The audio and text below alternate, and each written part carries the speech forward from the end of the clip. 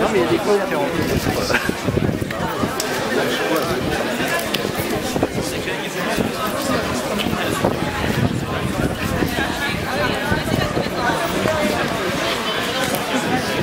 Vas-y, Ata. Rebonjour à tous. S'il vous plaît, un peu de silence. Quelques minutes de silence. Je suis très heureux et très honoré, chère Nathalie, de t'accueillir dans ce 20e arrondissement. Tu es venue à plusieurs reprises. S'il vous plaît. Je peux demander, s'il vous plaît, un peu de silence. Voilà. Tu es venu plusieurs fois dans cet arrondissement, qui t'est cher, je le sais, et je voulais te remercier du fond du cœur. Te remercier du fond du cœur d'abord pour la confiance que tu m'as faite en me demandant de mener le combat dans le 20e arrondissement. Je voudrais te dire merci de cette confiance renouvelée sans cesse. Merci de la confiance que tu fais en fait à tous ces militants, à tous ces habitants qui ont décidé en fait de se battre pour que tu puisses être maire de Paris. Voilà, et je suis intimement convaincu, je ne le dis pas pour te faire plaisir, mais on le verra dans bientôt 2 mois, que tu seras le prochain maire de Paris. Ouais, et que pour nous, ça sera une grande chance.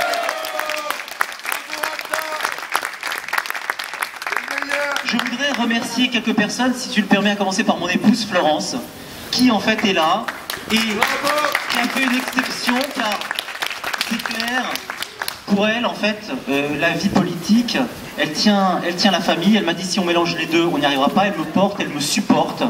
Et que c'est un précieux réconfort.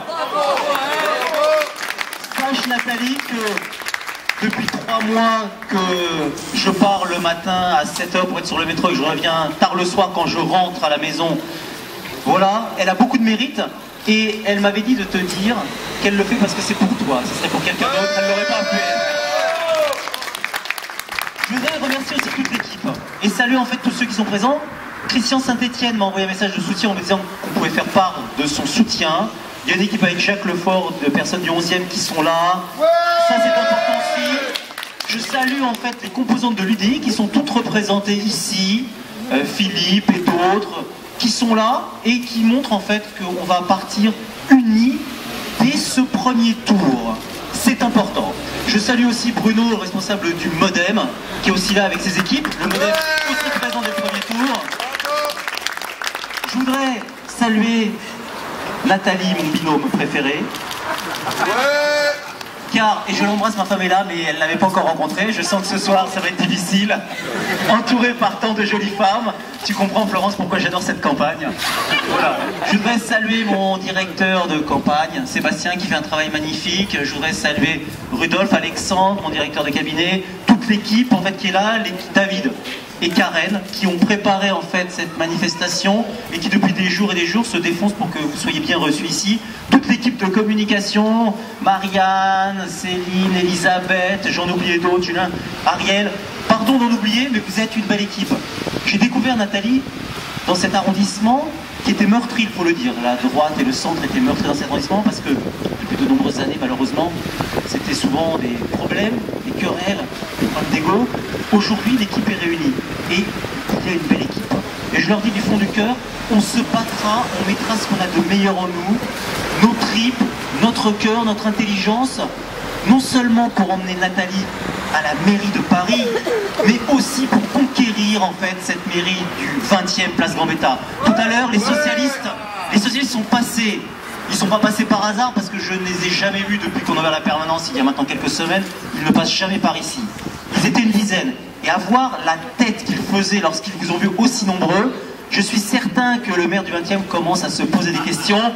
Nous allons la faire trembler, nous prendrons cette mairie et avec toi Nathalie, nous gagnerons pour la victoire.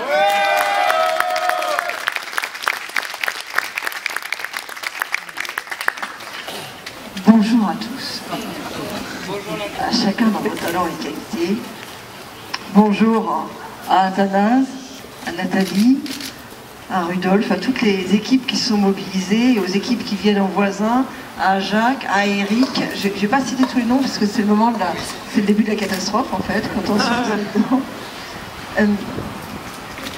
Je voudrais vous dire en quelques mots pourquoi j'y crois pour vous et même au-delà de ce que peut-être certains d'entre vous y croyaient. D'abord, je pense que c'est sur un champ de ruines qu'on construit les plus beaux édifices. Le 20e, politiquement, pardon, je vais faire offense à personne, mais le 20e, ça a été un champ de ruines. De notre faute, hein. De notre faute, d'une certaine manière, aux uns ou aux autres, et on ne va pas faire le tri des responsabilités. Il y a eu des erreurs qui ont été faites, il y a eu des divisions, il y a eu un défaut de renouvellement, il y a eu tout le cas d'école de la mauvaise gestion de ressources humaines dans un parti politique. On l'a fait dans le 20e, ça peut faire une étude de cas.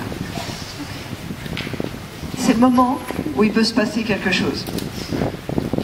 C'est le moment où il peut se passer quelque chose parce que de toute façon, il faut tout reconstruire.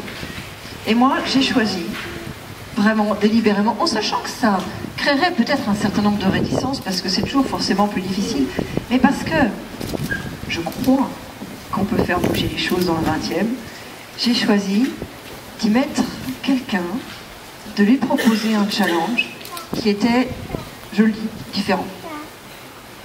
Différent à tout point de vue. Différent dans l'énergie qu'il pouvait investir sur le terrain. Parce que c'est une boule d'énergie, Athanase. Différent dans sa capacité à dépasser les frontières habituelles. Dans la capacité à aller au-delà de tout, au-devant de tout le monde. Et avec cette énergie que je disais qui fait effet boule de neige autour de lui. Différent dans sa capacité à ne pas s'arrêter aux réticences des uns et des autres, aux fractures historiques, traditionnelles, dans sa manière aussi d'être qui dépasse les clivages ordinaires. J'ai pensé que pour reconstruire dans le 20e, pour porter cette espérance singulière qui pouvait être celle de la campagne dans le 20e, il fallait quelqu'un comme Athanase, quelqu'un de complètement différent. Je vous parle d'une espérance singulière dans le 20e, parce que moi je crois profondément qu'il peut se passer quelque chose de très spécial dans le 20e. Vous partez de nulle part. Il n'y a pas de référence, il n'y a pas de benchmark dans le 20e. Ne faites pas des comparaisons avec les scores de la droite en 2008. J'en ai rien à faire, mais rien à faire. Les scores de la droite et les scores en 2008, ils ne représentent rien. Ils ne représentent rien. Tout ça, c'est du passé. Tout ça, c'est fini. Je vous dis, c'est la difficulté d'être face à un champ de ruines et de construire sur un champ de ruines. Mais c'est la chance aussi. Il n'y a pas de référence. La référence, c'est vous.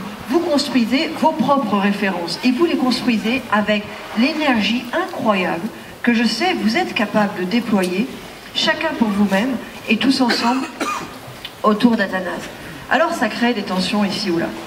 Vous savez quoi? Moi, je me serais arrêtée aux tensions si j'avais cru que le 20e s'était perdu. Mettez-vous à ma place. Si j'étais dans une stratégie perdante, je me disais, voilà, dans le 20e, il faut assurer les postes, on fait toutes les compromissions, on reprend les anciens, et puis on assure à minima. Mais voilà, moi je crois autre chose. Je pense que dans le 20e, il peut y avoir de la magie. Vous savez pourquoi il peut y avoir de la magie? Parce que la gauche, elle est divisée, parce que la gauche, elle ne fait pas rêver, et parce que les gens en ont marre. Mais marre. Enfin, vous êtes comme moi, vous passez du temps dans les rues, dans les porte-à-porte, les gens, ils en ont marre à travers Paris. Et ils en ont singulièrement marre dans un arrondissement populaire dans lequel on est aux premières loges pour les problèmes de sécurité, on est les premiers impactés sur les problèmes de fiscalité. La question de la propreté des rues et de bord des commerces, c'est bon, on l'a dit en quotidien. Bref, on n'a même pas besoin de mettre les sous-titres dans les tracts qu'on distribue. On sait de quoi on parle. On sait de quoi on parle parce qu'on le vit. Je vous donne juste un exemple sur la fiscalité. La hausse des taux d'imposition à Paris, c'est un problème pour tous les Parisiens. Mais c'est un problème encore beaucoup plus important pour les Parisiens les plus modestes. Pourquoi? Parce que les gens qui payent beaucoup d'impôts, la taxe d'habitation, pour eux, ça ne représente pas grand-chose. Les gens qui ne payent pas beaucoup d'impôts nationaux, pour eux, la taxe d'habitation, ça représente beaucoup. Et quand ils voient les explosions des taux, quand ils voient les explosions de la fiscalité municipale, et qu'il n'y a pas en face l'augmentation du service associé, eh ben, ils savent ce que ça veut dire. Là aussi, ils n'ont pas besoin qu'on leur mette les sous-titres sur le tract. Ils n'ont pas besoin. Sur la sécurité, ils n'ont pas besoin qu'on leur explique qu'il y a eu une explosion du nombre de cambriolages, qu'il y a des problèmes de sécurité, de pression, de délinquance de rue, que le soir, quand on rentre chez soi, il y a des problèmes d'éclairage dans la rue, et puis il y a des bandes, et puis ça fait qu'à certaines heures, on change le trajet entre le métro et chez soi. Tout simplement, parce qu'on a peur. Ils n'ont pas besoin qu'on leur explique. Dans le 20e, il y a des arrondissements où il faut parfois être un petit peu plus explicite. Dans le 20e, c'est pas le sujet. Dans le 20e, on sait tout ça. On sait tout ça et pendant longtemps, on a attendu de la gauche le sauvetage en quelque sorte. Et puis il n'est pas venu. Et puis là, non seulement il n'est pas venu, mais on sait qu'il viendra pas. Alors qu'est-ce qu'on fait? Est-ce qu'on reste dans sa déception? Est-ce qu'on reste, pour certains, dans sa colère? Ou est-ce qu'on fait autre chose? C'est pour ça que moi j'ai voulu jouer un grand renouvellement dans le 20e. Et je vous assure que je l'ai regretté à aucun moment, et je le regrette moins encore aujourd'hui que jamais, alors que vous êtes aussi nombreux pour l'inauguration de cette permanence. Voilà, on est dans un champ de ruines à droite, mais on est aussi dans un champ de ruines à gauche. La déception, elle est immense. La déception aujourd'hui, elle traverse toutes les sociétés. La déception, elle traverse tous nos concitoyens. La question, c'est pas seulement stop ou encore, c'est est-ce qu'on peut faire autrement? Est-ce qu'on peut faire autre chose? Et bien nous, on se donne les moyens de faire complètement autre chose avec vous, en renouvelant tout et en changeant tout. Et j'en finis par là, ça va être le thème de la campagne de base. Ça va pas être seulement stop ou encore, ça va être est-ce qu'on se résigne ou est-ce qu'on y met toute l'énergie pour changer les choses? Il y a des problèmes de sécurité partout. Est-ce qu'on se résigne à avoir une municipalité qui dit on peut rien faire, on n'a pas les pouvoirs de police? Ou est-ce qu'on se retrouve ses manches? On prend des vrais professionnels, genre Zar Pechna, et on lui demande de créer une police de quartier, de doubler le nombre de caméras, de mettre en place la tolérance zéro, comme on a pu le faire à New York. Ils ont bien réussi à nettoyer New York, on n'est quand même pas plus bête qu'eux. Sur la fiscalité, est-ce qu'on écoute ceux qui nous disent « Oh, bah, bonne dame, on n'a pas le choix, c'est le prix de la vie ». Tu parles, le prix de la vie, c'est pas plus 40%. Ou est-ce qu'on se retrousse les manches et qu'on dit bah, 36 adjoints, ça sert à rien? Et 75 véhicules de fonction pour les élus et les directeurs, c'est pas normal, à l'heure où on demande aux Parisiens de réduire la place de la voiture dans Paris. Sur la question des commerces, est-ce qu'on fait juste comme si c'était la crise et la crise c'était la fatalité? Ou est-ce qu'on se dit quand même, ouvrir les commerces le dimanche pour les gens qui veulent bosser dans les quartiers où il y a des touristes, pour que les Chinois puissent acheter ce qu'ils veulent plutôt que d'aller l'acheter à Londres alors qu'on a besoin d'emploi? C'est quand même pas surfait, c'est quand même possible. On doit pouvoir le faire et ouvrir les marchés publics de la ville pour les commerçants, les artisans, les PME, les TPE, pour que ce ne soit pas que les gros qui profitent. Les marchés publics de la ville, aujourd'hui, vous n'avez pas une petite entreprise qui profite. Mais enfin, on a besoin d'emplois, on a besoin d'activités, on rêve à quoi? Alors les Parisiens, ils sont bons à payer des impôts, à subir la multiplication des contraintes, mais quand il y a des marchés publics, les entreprises parisiennes, c'est pas pour elles. Moi, je ne vous propose pas des choses folles, je vous propose des choses simples. Mais je vous propose de les mettre en œuvre avec l'énergie incroyable qu'on est capable, les uns et les autres, de déployer et qu'on montre dans cette campagne, tout simplement parce qu'on est dans l'enthousiasme. Parce qu'en face, on a des sortants qui sont dans une fin de cycle. C'est vrai dans le 20e arrondissement, où alors là, c'est la fin de cycle à mort. Et c'est vrai partout dans Paris. Et je vous dis qu'il peut y avoir dans le 20e une configuration magique, à cause de la division de la gauche, à cause du maintien des listes au deuxième tour. Vous pouvez vous retrouver dans une triangulaire à gauche, vous pouvez vous retrouver dans une quadrangulaire à gauche et à droite. Et vous savez quoi? La mairie du 20e, dans ces configurations magiques-là, je ne vous parle pas d'un face-à-face avec la gauche, là c'est pas bien simple. Je vous parle de configurations magiques avec des triangulaires et des quadrangulaires. Et bien dans ces configurations magiques-là, vous pouvez la gagner. Et ce jour-là, vous aurez fait, comme on dit, un genre de miracle, un truc tellement dingue. Un truc tellement dingue que vous aurez tous les motifs de fierté. Les habitants du 20e qui auront participé de cette aventure-là, ils auront eux aussi tous les motifs de fierté d'une certaine manière, rien que pour la curiosité de voir ce que ce serait. Ils en auraient envie aussi. Ce jour-là, vous aurez réalisé comme un grand fait d'armes, quelque chose de refondateur. Le nouveau Paris et le nouveau 20e seront là. Vous en serez les artisans. Et vous aurez mérité la plus grande fierté. Je compte sur vous. Merci. Bravo.